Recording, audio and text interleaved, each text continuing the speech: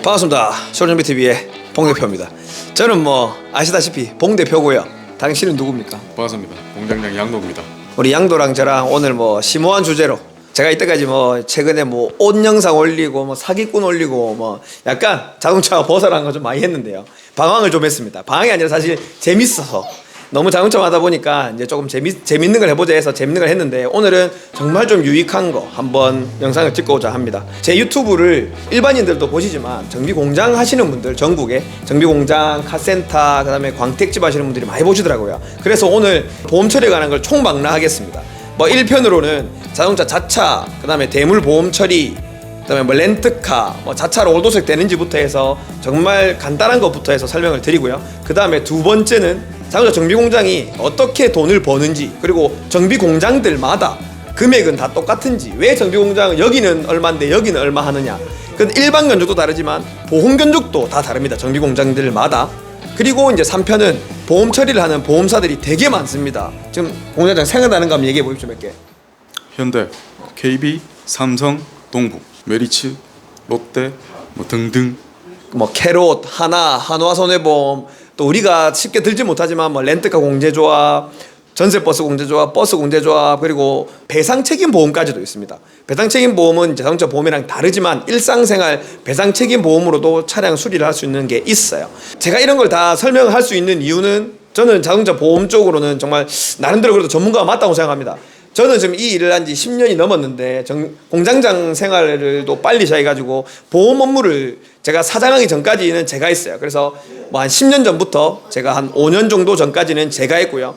그 5년 이후로는 이제 우리 양도가 지금 아예 전문적으로 하고 있습니다. 그래서 제가 예전에 뭐 옛날 사람 같지만 옛날에는 어떻게 했는데 최근에는 어떻게 하겠는지, 그리고 보험사마다 어떤 성질을 갖고 있는지, 그리고 이 보험사는 꼭 피해야 된다, 이 보험사는 가입을 해도 된다, 오늘 딱 정답 다 알려드립니다. 정봉장 대표님도 다 보고 있죠. 오늘 속이 시원하게 한번 얘기 한번 해봅시다. 시작합니다. 사람들이 기본적으로 이제 자동차 대물하고 자차 이런 거는 제가 영상에 많이 찍어서 알 겁니다.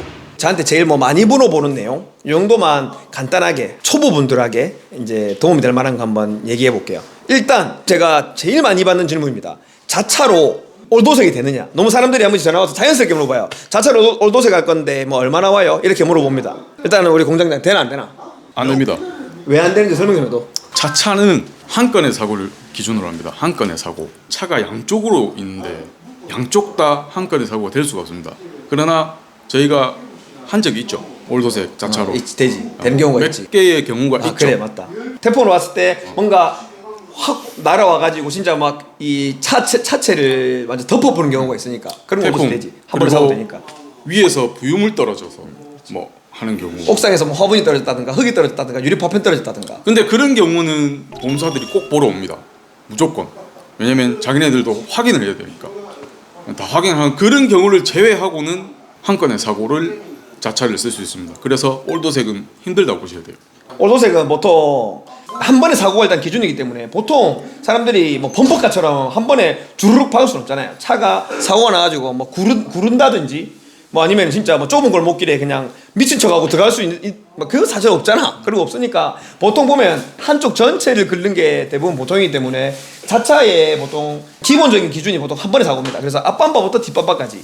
그리고 하나 더 있는 게 뭐 열쇠 테러. 그렇지, 열쇠 테러. 경찰서에 신고도 되고 혹여나 자기가 막 나쁜 마음으로 내 차를 긁어가지고 한다, 걸릴 수도 있어요. 그 완전 보험 사기입니다. 조금 복잡하지. 그래. 저 10년 전으로 돌아가면 제가 옛날에 일 배울 때는 진짜로 막 다른 공장 막 어르신들이 막 진짜 어디 뭐 쭉 긁어가지고 막 올도색도 하고 했어. 제가 공장장으로 본격적으로 할 때 뭐 한 7, 8년 전에도 그렇게는 안 됐었습니다. 그러니까 10년 전에는 그냥 쭉 긁어가지고 그냥 올도색 만들었어요. 정비 공장이 옛날에 놀았습니다. 눈먼 돈이 많았습니다. 하지만 지금은 그렇게 된다 안 된다? 안 된다. 전혀 안 된다. 보험사들이 요새 생각보다 되게 철저합니다. 어떤 보험사들마다 영상 입회, 그리고 보험사들이 실제로도 보러도 오죠. 어떤 보험사들은요 보러 옵니다. 어떤 보험사들은 안 보러 옵니다. 보러 오는 게 뭐 좋나 안 보러 오는 게 좋나? 우리는 안 보러 오는 게 편하지. 왜?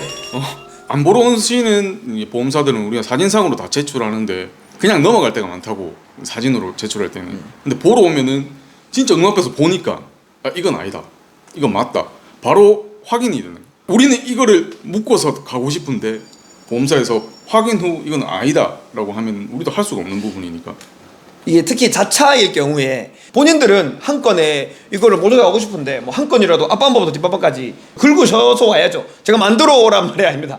긁으셨을 때만 자차가 가능하다는 거고, 만약에 긁어 왔어. 근데 보험사가 와가지고 이거 뭐냐, 이거 안 된다, 이렇게 하는 경우가 있다고. 맞죠? 근데 실제로 CCTV도 확인하는 보상 담당자들이 있습니다. 자기가 접수를 할 때 뭐 우리 아파트 기둥에 한번 쭉 긁었다 이랬는데 이 보상 담당자가 이 선 좀 이상하다 해가지고 진짜 그 아파트 가가지고 관리 사무실 가가지고 CCTV 확인한 사람 있어요.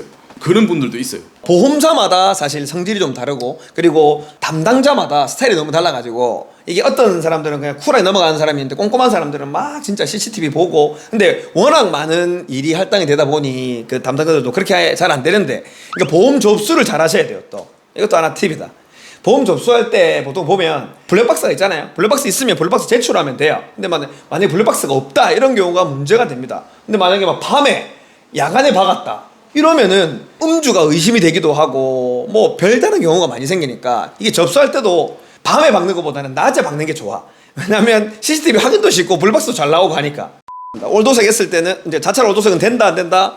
안 된다. 근데 특수한 경우, 진짜로 긁었을 경우, 태풍 낙하돼가지고 흙이나 이런 것들이 다 차 전체에 뿌려져가지고 기스가 다 났다, 이런 진짜 한 번의 사고가 특정이 되면 자차로 올도색이 되지만 나머지는 되지 않는다.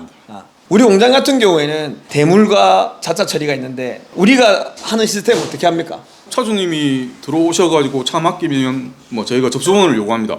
접수번호를 요구하면 이 접수번호를 가지고 제가 저희 지역에 보상 담당자들이 다 따로 있어요. 뭐 삼성이면 삼성, 현대, KB 보상 담당자한테 연락을 해서 대물이면은 뭐 과실을 확인하고, 뭐 과실이 100% 맞다 그러면 뭐 차주님이 렌트를 쓰고 싶다 그러면 렌트카 보내드리고, 작업 부위, 최초 뭐 사고 부위 사진을 찍어서 성견적이라는 걸 보내드려요.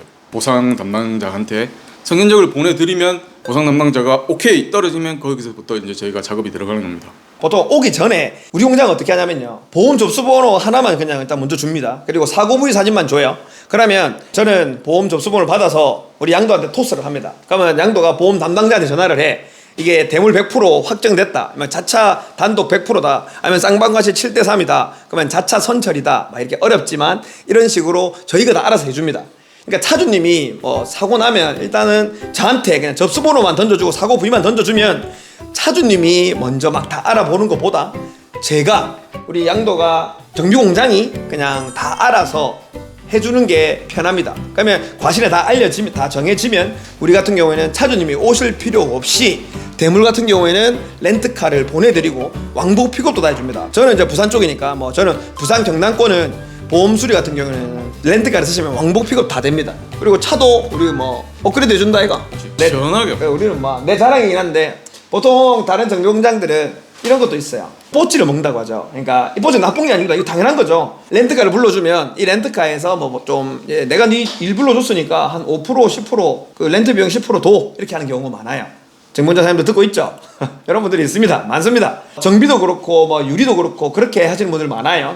뭐 덴트, 광택 다. 근데 일단 저는 제 스타일상 그렇게 안 하고요. 그냥 차라리 그 돈 주지 말고 차를 업그레이드 해주거나 나중에 뭐 좀 과실이 나왔을 때 좀 잡아도, 이렇게 많이 합니다. 그러니까 저는 뽀치를 안 먹어요. 그래서 보통 저 같은 경우에는 제가 협력업체가 여러 군데가 있지만 주력으로 쓰는 데가 랭고 렌트카, 뭐 또 제 친구가 또 하기도 하고, 그래서 그 친구한테 뭐 아반떼가 사고 난다 그럼 뭐 나가는 우리?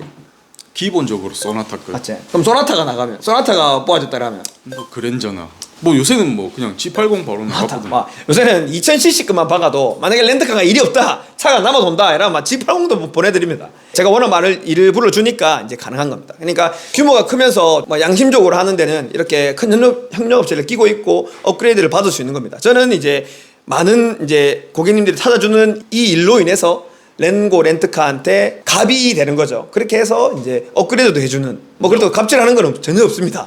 일단 그렇게 된다는 거. 그리고 자차 같은 경우에는 어느 정도 일정 수리 비용이 나오면, 또 가까운 곳은 저는 픽업도 다 해주고요. 부산 경남권에 뭐 또 큰 수리들 100만 원 이상 수리들은 이제 막 부산 경남권 울산도 요새 저번 달에 막 울산 2번 갔다 왔다. 그래서 사장이 공장이 없습니다. 요새 픽업땡다 공장이 없습니다. 양도가 그래서 요새 무릎도 아픕니다. 죽겠습니다.